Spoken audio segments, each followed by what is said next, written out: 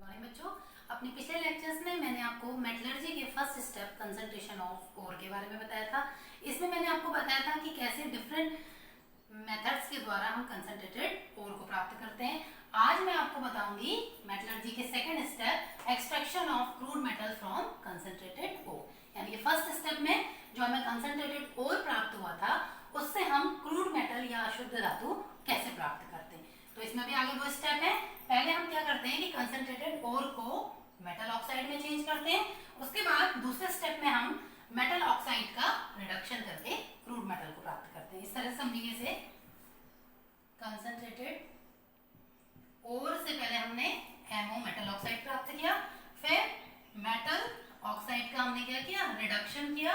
Reduction का मतलब आप जानते हैं ये रिमूवल ऑफ ऑक्सीजन, यानी कि जब उसमें से क्या होगी, ऑक्सीजन निकलेगी तो ऑक्सीजन यहाँ पे निकल जाएगी और हमारा हमें क्या प्राप्त हो जाएगा, ये क्रूड मेटल प्राप्त हो जाएगा।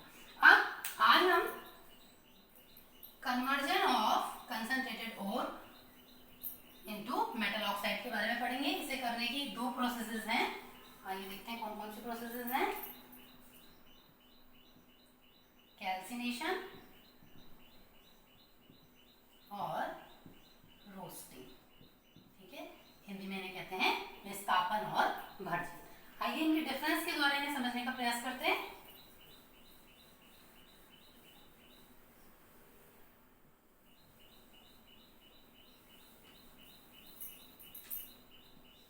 एक तरफ हम लिख लेंगे कैल्सिनेशन और एक साइड लिख लेंगे हम रोस्ट। तो इस तरह से अगर आप कंपेयर करके पढ़ेंगे तो आपको अच्छी तरह से याद हो जाएंगे। विस्थापन बहुत ही महत्वपूर्ण है, परीक्षा में पूछे जाते हैं इनमें से प्रश्न।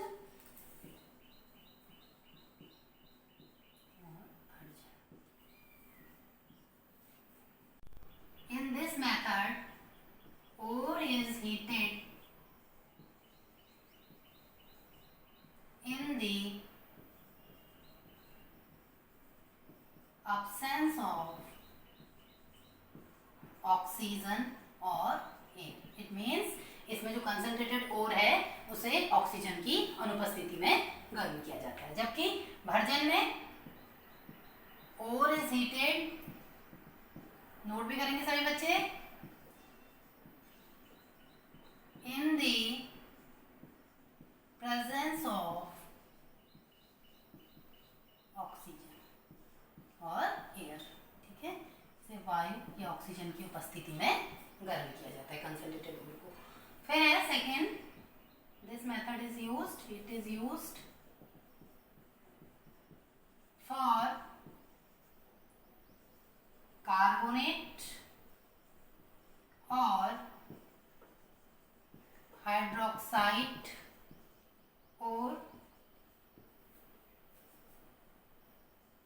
it is version, it is used for sulfide ores.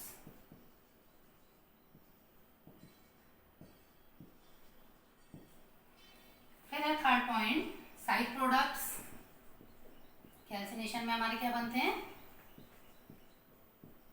Carbon dioxide and water, और रोस्टिंग में साइड प्रोडक्ट है सल्फर डाइऑक्साइड, क्योंकि ये सल्फाइड ओर के लिए यूज हो रहा है। अब कुछ एग्जांपल्स द्वारा इनको समझते हैं। पहले हम कैल्सिनेशन को समझेंगे।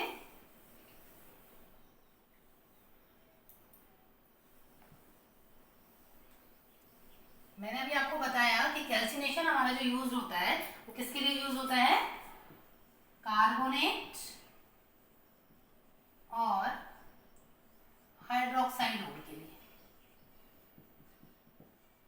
तो अगर कार्बोनेट ओर को हम हीट करते हैं तो कार्बन डाइऑक्साइड गैस निकलती है, और हाइड्रोक्साइड OH को अगर हम हीट करते हैं तो क्या निकलता है, वाटर निकलता है, ठीक है। अब इसको हम कुछ ओर्स के एग्जांपल द्वारा समझते हैं। जैसे हमारे पास है CaCO3 लाइमस्टोन, जब हम इसको हीट करेंगे तो इसमें से क्या, कार्बन डाइऑक्साइड गैस निकल जाएगी और यहाँ पे हमारा क्या बन जाएगा, कैल्शियम ऑक्साइड बन जाएगा। तो हमारा इन जो दोनों प्रोसेस का पर्पस है वो यही है, मेटल ऑक्साइड बनाना। तो मेटल ऑक्साइड यहाँ पे हमारा बन एग्जांपल, सिडेराइट को जब हम हीट करेंगे तो बन जाएगा हमारा FeO प्लस CO2। ठीक है, नेक्स्ट एग्जांपल देखेंगे डोलोमाइट का, CaCO3 और MgCO3। इसको अगर हम हीट करेंगे तो कार्बन डाइऑक्साइड का एक मॉलिक्यूल यहाँ से निकलेगा, यानी कि 2 कार्बन डाइऑक्साइड के मॉलिक्यूल्स निकल जाएंगे। गैस निकल रही है तो हम इस तरह से दिखाएंगे। और एक बन जाएगा हमारा कैल्शियम ऑक्साइड और एक बन जाएगा हमारा मैग्नीशियम ऑक्साइड। ठीक है, तो अभी तो हमने ये कार्बोनेट ओर्स को देखा है। अब हम देखते हैं मैग्नेटाइट, एक और है हमारा कॉपर का CuCO3 CuOH का होल ट्वाइस। इसमें हम देख रहे हैं कि कार्बोनेट भी है और हाइड्रोक्साइड भी है। तो ये किस तरह से होगा, इसमें वाटर का भी एक मॉलिक्यूल निकलेगा प्लस एक कार्बन डाइऑक्साइड भी निकल जाएगी और यहाँ क्या बच गया, ट्वाइस CuO। ठीक है, यहाँ पे कॉपर का हमारा ऑक्साइड बन गया, यही हमें चाहिए था।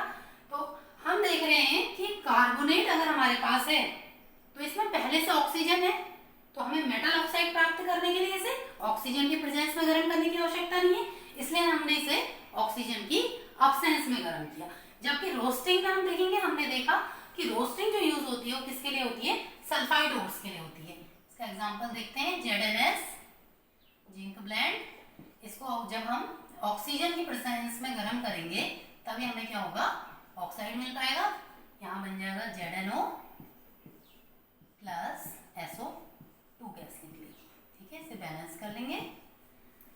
इसके बाद गैलेना के लिए देखते हैं हम, PbS प्लस 3/2O2, यहाँ आ जाएगा हमारा PbO, लेड का ऑक्साइड बन जाएगा प्लस सल्फर डाइऑक्साइड गैस निकल जाएगी। इस तरह से कैल्सिनेशन और रोस्टिंग की प्रोसेस से हम क्या कर सकते हैं, मेटल ऑक्साइड प्राप्त कर लेंगे।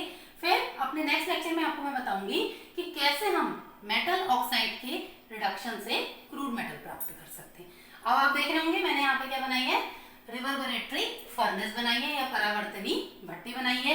तो ये जो कैल्सिनेशन और रोस्टिंग की प्रोसेस है, ये दोनों प्रोसेस जो है वो किस में होती है, इस रिवर्बरेटरी फर्नेस में होती है। ठीक है, तो अब मैं आपको बताती हूँ कि किस तरह से आप इसे इजीली ड्रॉ कर सकते हैं। मैंने बनाया है यहाँ पे,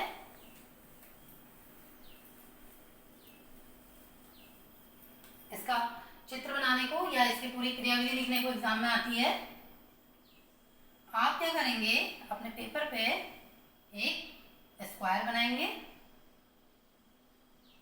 स्क्वायर की अपर साइड आप छोड़ देंगे और जो लेफ्ट साइड है उसे थोड़ा बड़ा बनाएंगे और राइट साइड को थोड़ा छोटा बनाएंगे। ठीक है, इसके बाद बीच में इसको मैं बना देंगे भट्टी, हार्थ जो मैंने लिखा है हिंदी में कहते हैं भट्टी। ठीक है, फिर इस तरह से इसे मिलाएंगे यहाँ से,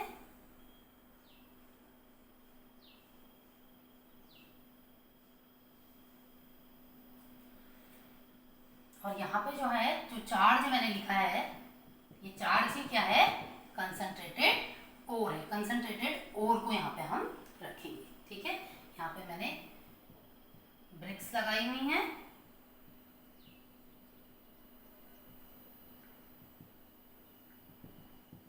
इसके बाद यहाँ पे हम फायर ग्रेनेड लगाएंगे।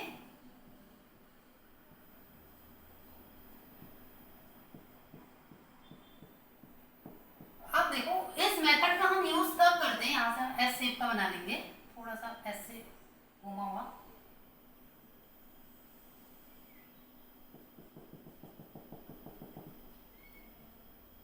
तो इस तरह से इजीली आप इसको बना सकते हैं। अब इसकी प्रोसेस को समझेंगे। इसके बाद जो रिवर्बरेटरी फर्नेस हमारी है उसका यूज हम तब करते हैं जब हमें क्या करना होता है, जो हमारा चार्ज है या जो हमारा कंसंट्रेटेड ओर है उसे हमें डायरेक्ट जो है फ्लेम के संपर्क में नहीं लाना होता है, ज्वाला के सीधे सीधे संपर्क में हम उसे गर्म नहीं करना होता है। यहाँ हम उसे कैसे करेंगे गर्म, देखो यहाँ पे हमने जलाया है। ठीक है, यहाँ से क्या हो रही है, गर्म भाप निकल रही है। तो इन हॉट गैसेस के संपर्क में ये आएगा केवल, जब ये इन हॉट गैसेस के संपर्क में आएगा यहाँ पे कंसंट्रेटेड और हमारा, तो यहाँ से हमारी जो वेस्ट गैसेस हैं वो निकल जाएंगी। क्या क्या थी वो वेस्ट गैसेस, कार्बन डाइऑक्साइड थी, सल्फर डाइऑक्साइड थी, अभी हमने रिएक्शन में देखा था। तो ये गैसेस यहाँ पे क्या होंगी, निकल जाएंगी। तो इस जो प्रोसेस है या इस फर्नेस का यूज हम तब करते हैं जब हमें ISO को क्या करना होता है, डायरेक्ट हीट नहीं करना होता है, बल्कि हमें उसे कैसे हीट करना होता है, हॉट गैसेस के द्वारा हीट करना होता है। अब हमने देखा, मैंने आपसे कहा कि हम कैल्सिनेशन के लिए भी इसी का प्रयोग करते हैं और रोस्टिंग के लिए भी इसी का प्रयोग करते हैं। डिफरेंस क्या था कैल्सिनेशन में? कैल्सिनेशन में हम क्या कर रहे थे कि अब्सेंस ऑफ एयर, ठीक है, उसमें हमें वायु की कोई आवश्यकता नहीं थी। तो इसमें कुछ ऐसे यहाँ पोर्स बने होते हैं। अगर हम क्या करते हैं, कैल्सिनेशन करते हैं तो हम इनको क्या कर देते हैं, चैम्बर्स को बंद कर देते हैं जिससे कि एयर ना आ पाए। और अगर हम रोस्टिंग की प्रोसेस करते हैं तो तब हम इनको क्या कर लेते हैं, ओपन कर लेते हैं, जिससे कि यहाँ से क्या हो जाए, ऑक्सीजन पास हो जाए। तो इस तरह से हमारी रेवर्बरेटरी फर्नेस काम करती है। तो आज हमने क्या पढ़ा था कि सांद्रित अयस्क से हम अशुद्ध धातु का निष्कर्षण करने का पहला स्टेप यानी कि मेटल ऑक्साइड को प्राप्त करना। अब अपने अगले लेक्चर में मैं आपको ये बताऊंगी कि कैसे हम इस मेटल ऑक्साइड के रिडक्शन द्वारा मेटल को प्राप्त